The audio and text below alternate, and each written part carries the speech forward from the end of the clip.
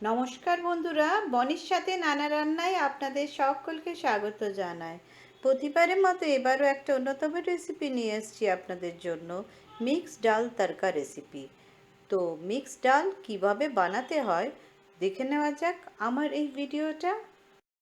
Mixed ডাল তড়কা recipe বানাবার জন্য এখানে আমি দেখুন সমস্ত ডালগুলো ভিজিয়ে নিয়েছি একসাথে। এগুলো প্যাকেটে একসাথেই পাওয়া যায়। আর তারপর আমি ওভারনাইট ভিজিয়েছি। দেখুন এখানে আমি প্রেসার কুকারে লবণ আর হলুদ দিয়ে দিলাম, আর একটাই জাস্ট সিটি মারবো। এখানে একটা হুইসেলেই হয়ে যাবে সেদ্ধ। আর এইখানে দেখুন অলরেডি আমি রেডি করে রাখলাম চপড পেঁয়াজ, মানে পেঁয়াজটা কুচিয়ে রেখেছি। 1 টেবিল স্পুন দিলাম আদার পেস্ট, 1 টেবিল স্পুন জিরের পেস্ট, আর 1 টিস্পুন রসুনের পেস্ট, 1 টিস্পুন কাশ্মীরি মির্চ, আর 2টো টমেটো দিয়েছি। টমেটোটা চাইলে আপনারা চপড করেও নিতে পারেন। তারপর আমি এখানে আপনাদের ডালটা দেখিয়ে দিচ্ছি যে একটা হুইসেলের পর কি সুন্দরভাবে পুরোটাই সেদ্ধ হয়ে গেছে ভালো করে। এই সুন্দরভাবে দেখুন ভালো করে সমস্ত সফট হয়ে গেছে।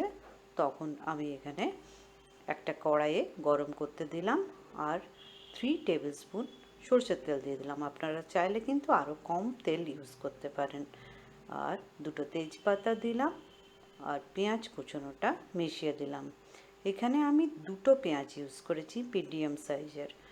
আপনারা চাইলে নিজেদের ইচ্ছে মতো পেঁয়াজ কুচোনোটা মিক্সড করতে পারেন।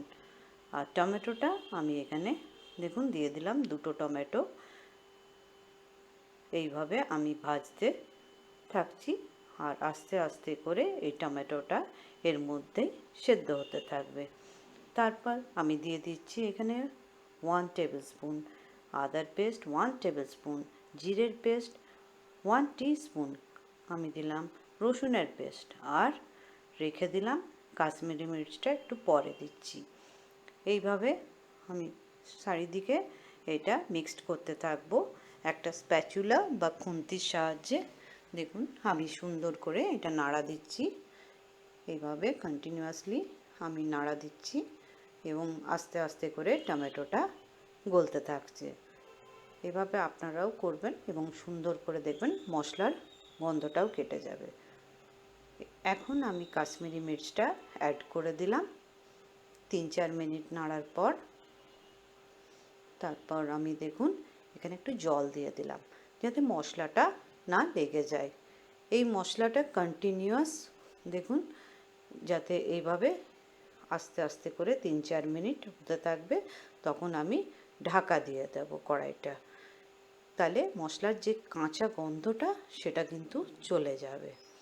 তখন আমি এটাকে এইভাবে দেখুন আমি ম্যাজিক মশলা দেব, আমি যেটা অলরেডি আপনাদেরকে ভিডিওতে শেয়ার করেছি, প্লাস আমি ডেসক্রিপশন বক্সে সমস্ত লিখে দেব যে কতটা কি পরিমাণ দেওয়া আছে এবং ম্যাজিক মশলা কিভাবে বানাতে হয় সব কিছু আমি শেয়ার করেছি, দেখে নেবেন।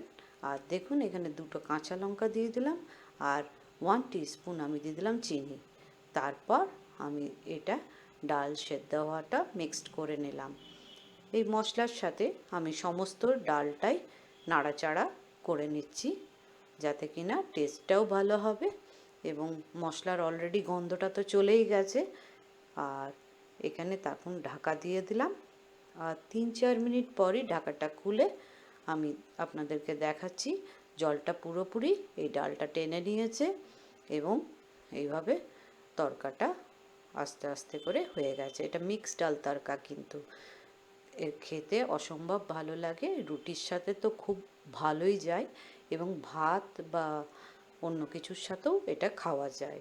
এটা অপূর্ব টেস্ট।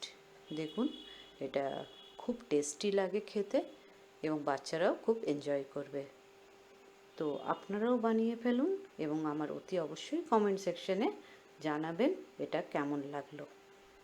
আপনাদের যদি মিক্সড ডাল তড়কা রেসিপি ভালো লাগে তো কাইন্ডলি লাইক, শেয়ার আর কমেন্ট করবেন, আর অতি অবশ্যই সাবস্ক্রাইব করবেন। আর যারা সাবস্ক্রাইব করেছেন তাদের অসংখ্য ধন্যবাদ।